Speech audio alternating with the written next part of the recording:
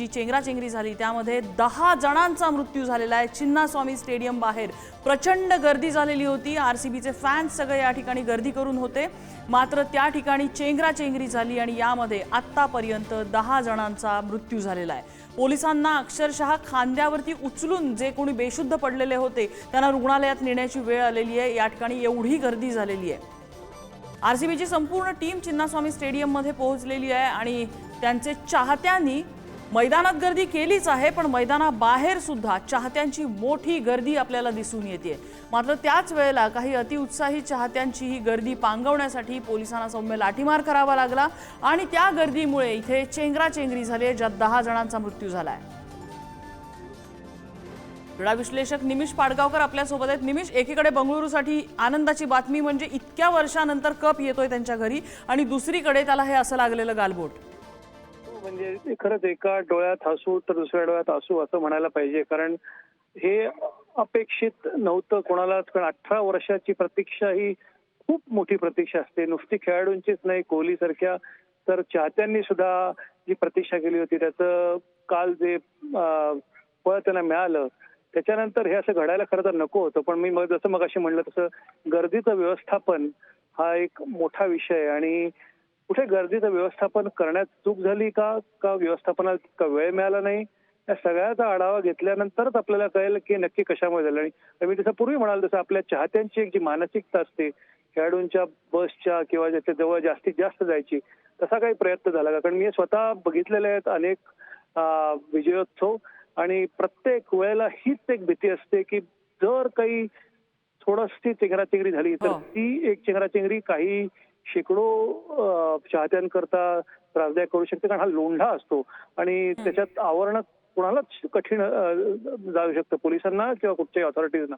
त्यामुळे गर्दीचं व्यवस्थापन आणि चाहत्यांची मानसिकता या दोन्हीचा विचार करून नक्की कुठे चुकलं याचा अभ्यास केल्यावर आपल्याला कळेल। पण झालं हे अत्यंत दुर्दैवी आहे, कारण 18 वर्षाच्या प्रतीक्षेनंतर हे असं व्हायला नको होतं। त्यांना निखळ आनंद साजरा करायची खरं तर त्यांची इच्छा होती म्हणण्यापेक्षा त्यांची ते डिझर्व इट, पण असं झाल्यामुळे नक्कीच या आनंदोत्सवाला गालबोट लागला हे नक्की। नाही, अगदी निमिष तुम्ही सांगताय ते बरोबर आहे। गर्दीचं व्यवस्थापन जमलेलं नाहीये, कारण एवढी गर्दी होणार हे कुठेतरी सिस्टीमने इथल्या सुरक्षा यंत्रणांनी अँटिसिपेट करायला पाहिजे होतं। इथे जे आयोजक आहेत त्यांना त्याची कल्पना असायला हवी होती, कारण ही गर्दी आत्ता झालेली नाही, ही दुपारपासनं या ठिकाणी गर्दी होतीये, ज्याची दृश्य सगळ्या माध्यमांमध्ये सुरू होती। आणि जर ही दृश्य मला माहिती नाही तुम्हाला दिसतायत का, पण पोलिसांना अक्षरशः त्या गर्दीतून उचलून ज्या ठिकाणी ॲम्ब्युलन्स आहे तिकडपर्यंत त्या पेशंट्सना घेऊन जायची वेळ आली, म्हणजे पुरेशा ॲम्ब्युलन्स सुद्धा रिचेबल ठिकाणी नाहीयेत। तुम्ही जसं सांगताय बरोबर आहे। आणि जसं मी काही दृश्यात बघितलं इतकं ते विदारक होतं की तिकडे कोणातरी प्रेक्षकाला सीपीआर देतायत रस्त्यावरच आणि हे करतायत। म्हणजे हे सगळं बघता मला वाटतं की गर्दीची अपेक्षा करण्यात चूक झाली असावी आणि थोडंसं गर्दीचे व्यवस्थापन। पण परत मी सांगतो, आपण प्रशासन पोलीस या सगळ्यांना कायम दोष देत असतो, पण जसं मगाशी मी म्हणालो तसं आपल्या इथे श्रद्धा ही फार मोठी असते, मग ती देवावरची असो नाही तर क्रिकेटवरची असो। आणि भक्त मंडळी जेव्हा एक बेसुमार गर्दीने येतात तेव्हा एक शिस्त पाळणं हे जरा कठीण असतं। तुम्ही परवाचं युरोपियन चॅम्पियनशिप फायनलचं उदाहरण बघितलं असेल तर तिकडे सुद्धा स्वागताला गर्दी झाली होती, पण त्या गर्दीचं एक नियोजन असतं, तिकडे एक शिस्त असते प्रेक्षकांना सुद्धा। आपल्या इथे नाही म्हणलं तर अशा या प्रसंगी खरं बोलू नये, पण थोडीशी ती जाण कमी असते। नेहमी स्वतःच्या डोळ्याने अनेकदा बघितलंय, प्रत्येकाला रील बनवायचं असतं, सेल्फी काढायची असते की जवळात जवळ जाऊन काहीतरी चाहत्यांना त्यांच्या देवांना क्रिकेटपटूंना भेटायचं हे असतं। या सगळ्या प्रकारांमुळे गर्दीचं नियंत्रण वाढतं। मग कोणीतरी कुठेतरी एका बॅरिकेडवरून उडी मारतो, बॅरिकेड तुटतो, लोंढा फुटतो, अशा बऱ्याच घटना होऊ शकतात। आता इथे नक्की काय झालं आणि कशामुळे हे झाली ते अर्थात आपल्याला कळेल सावकाश, पण मला असं वाटतं दोन्ही कारणीभूत आहेत। म्हणजे आपल्या प्रेक्षकांना सुद्धा थोडीफार एक मूलभूत शिस्त म्हणतात ती आणि गर्दीचं नियोजन, या दोन्ही कारणांचा कुठेतरी गडबड झाल्यामुळे हे झाली ही दुर्दैवी घटना। पण झाली ही खरंच नको व्हायला पाहिजे होती, कारण बंगलोरमध्ये काल दिवाळी होती रात्री आणि आज युरोपातलं उदाहरण कशाला, अगदी आपल्या मुंबईमध्ये सुद्धा T20 वर्ल्ड कप जिंकल्यानंतर केवढा विजयोत्सव या ठिकाणी होता आणि किती जनसागर त्या ठिकाणी लोटलेला होता।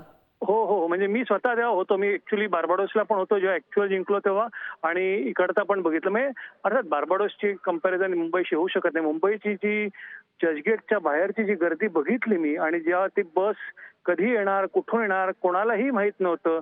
अचानक ती बस आली आणि मग जो हिस्टेरिया असतो लोकांचा आणि तो बघितल्यावर मी अक्षरशः मला हे स्वतः बघितल्यामुळे मला जर लोकांची काळजी वाटत होती.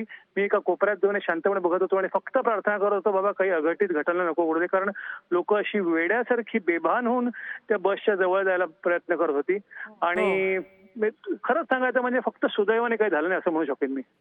अगदी अगदी. हा एक बेसिक प्रश्न आपल्याकडे कधी सिस्टीमला का हँडल करता येत नाही हे लक्षात येत नाही. अशा प्रकारे ही गर्दी होणार आहे, इतके हजार इतके लाख चाहते लोक या ठिकाणी येतील ह्याची कल्पना असून सुद्धा इथे व्यवस्था केली जात नाहीये, हे दुर्दैव आहे आपल्याकडचं. हे दुर्दैव. आणि दुसरं म्हणजे तुम्ही आता मगाशी म्हणालात जसं अँब्युलन्सची सोय नव्हती, हे नव्हती. म्हणजे तात्पुरत्या कसं असतं, एखादी प्रोसेस कम्प्लीट करायला एक कंप्लायन्सच्या दृष्टीने अँब्युलन्स होती तिकडे, पण त्या पुरेशा होत्या का, त्याच्यात काय सोयी होत्या, या सगळ्याचा पण एक नियोजनाचा भाग असतो ना. कारण कधी कधी पोलीस होते, अँब्युलन्स होते, पण त्या प्रमाणात होत्या का, आणि तुम्ही कसं म्हणजे त्याचा मार्ग कसा आखला होता.